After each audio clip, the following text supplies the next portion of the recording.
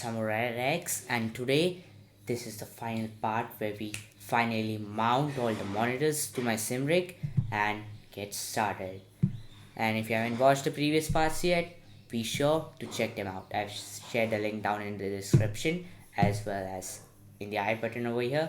So be sure to check them out as well. And without any further ado, let's begin mounting. So now that we're here, uh, let's unmount the pedals first so that we can put the wires in, and then after putting the wire in we will mount it again and then connect it to the wheelbase as well as the shifter. After that we will be unboxing and mounting the monitors.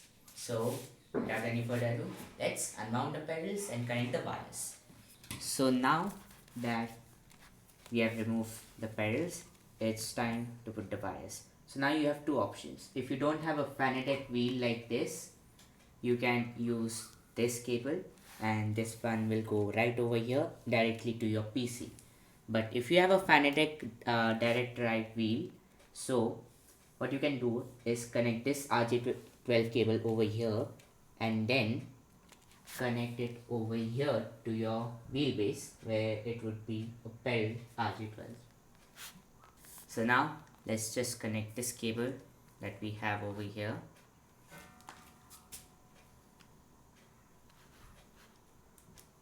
Over here, and then after this we can mount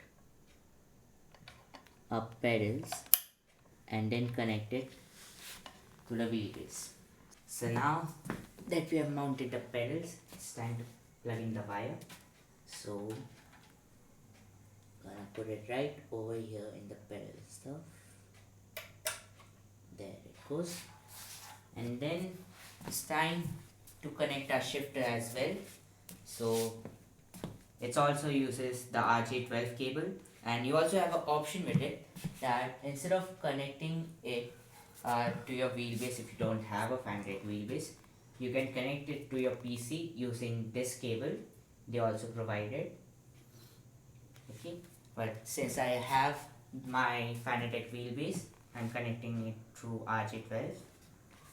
So this one will go right over here, and then from here I will connect this one right over shifter 1. There it goes.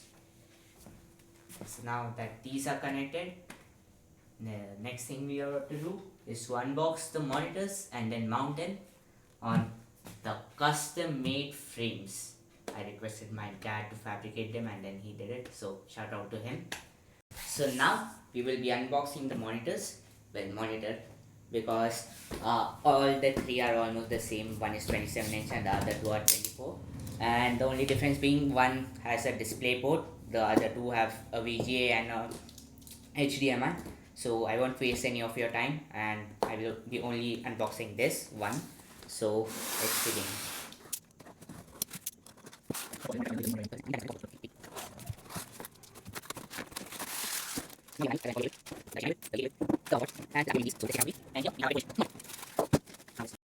Here it is.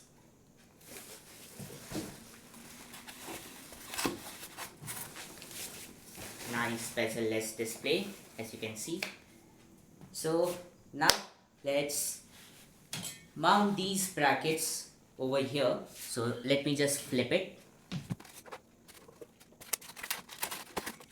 So we will be mounting these brackets over here like this. So let me mount it and get back to you. Now that that's done, let's do the same with all the three. Now that that's done, let me show you something. See, over the 24-inch monitors, we have got VGA port, audio in port and audio out port, and two HDMIs. And then in the 27-inch monitor, we have got one audio out port, one display port, and then two HDMIs. So now let me show you the custom frame and then we will mount these on the frames. This is the custom frame I was talking about. So let's mount these monitors on them. that we have mounted these monitors, and I have also plugged them to power and plugged it to my laptop to see if they're working. I haven't yet plugged in this motor yet. So let's test the monitors. I'm gonna switch it on from there. Now, there you go, and let's turn it on. Power. Yeah, turn on, and then power on. There you go. Now, does it go? And there we go. Now that all three of them are connected, let me change a few settings. Now that we are done setting up the displays, let's connect our motors and then do some cable management. So now that we have connected all the wires, let's start the motor. So this is the motor. Okay, it was right there. Now let me just sit in the pocket. There you go. And now we check it. Okay, and let us start the motor. Just leave it like this for a few seconds. Let it rotate, and there it goes. So now let's get into the software stuff. So I will see you over there. So now that we are within the software side of stuff, let's install the drivers so that we can get this thing running. So first thing first, open your browser, and over there I've shared the link. There are two things you need to download. First is the Fanatec driver 447. And the second thing we need to download is the Fanalab.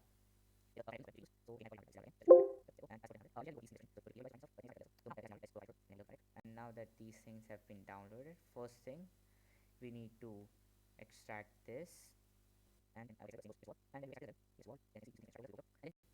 depending on your system, you can either install the 64-bit driver or the 32-bit driver. Mine is 64, so I will install the 64-bit.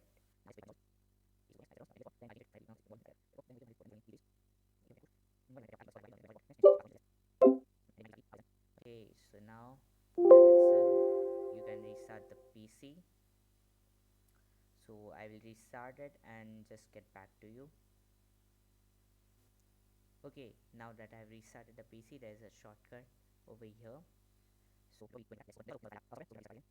can see Fanalab over here, and then for both 64-bit and 32-bit, it's the same one. So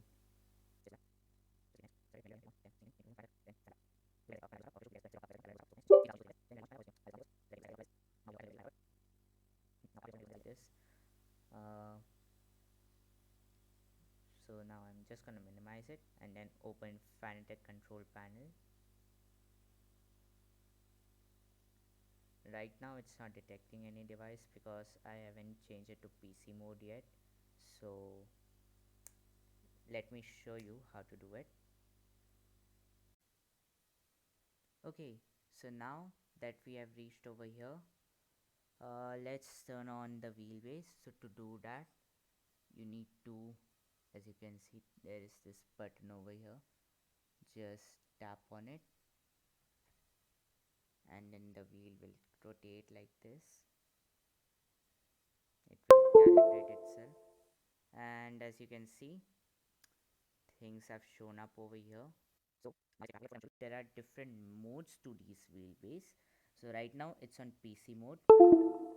Now this is on PC. No, this is on PlayStation compatibility mode, and now this is on PC compatibility mode. Now this is on PlayStation mode, and now this is back to PC mode. So right now we have got this Fanatec driver setup over here. So just click on yes. Okay, so first things first, let's check if there is any firmware update. Let's open firmware manager, and right now everything is up to date.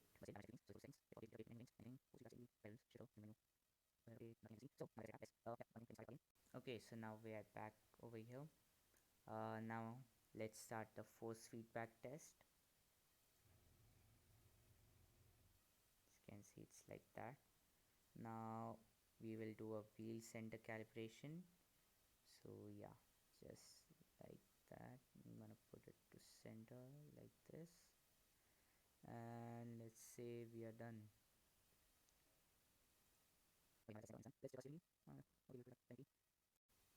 Okay, now it's putting an animation over here.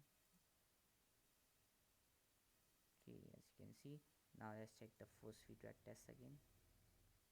Okay, let's shift the calibration. So first, it's at, as you can see, this is at neutral.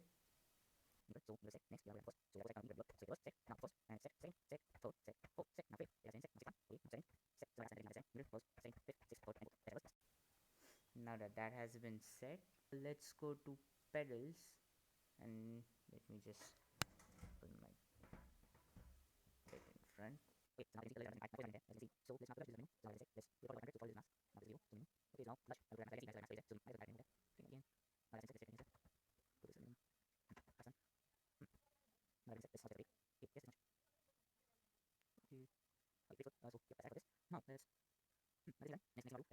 Final lab. Yeah, now as you can see, the list of Final Lab devices shows. So now what you need to do is, let's go to tuning menu, put it on 1. But before that, uh, let me tell you that these things you need to adjust according to your game. So right now I'm gonna keep it as it is, except one thing, the LED stuff. Let's move on to that. I want my RPM to be shown constant on the LED. No, wait, let's put it at speed. And then the second thing I want to see is, yeah, when I change the gear, it shows in my LED. And then I guess, yeah, lap number, I want to see that as well. And I will keep my position in the first. Third is gear, and that's that, I guess. Hmm.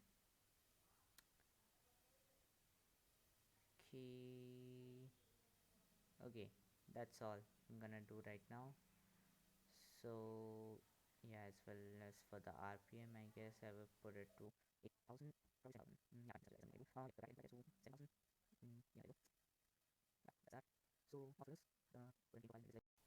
So after doing that, you can either select the game like this, and then just click on these, and then whatever there is, and then you can export it, and then after, like, you can save it as a default option and stuff.